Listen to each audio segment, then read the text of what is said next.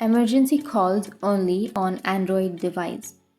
So if you got an issue with the emergency calls only on Android device, then let's resolve that. So what you need to do is you need to first restart your device. So once you've restarted your device, if it's still having the problem, then you need to take out your SIM card.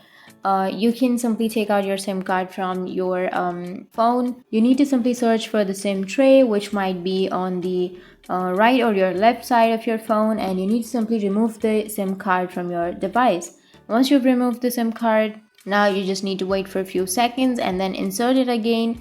And once you've inserted, you need to check back and your problem might be fixed.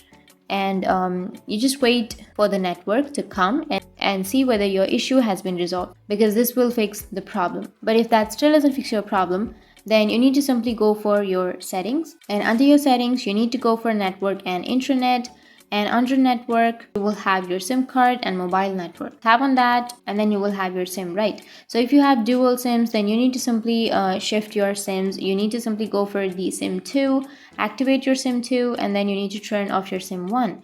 And after a few minutes you need to again activate your SIM 1 and your problem might be fixed. But if that still doesn't fix your problem, then you need to go for the network management, and under network management you need to turn off your phone, and once you turn off you need to again turn that on.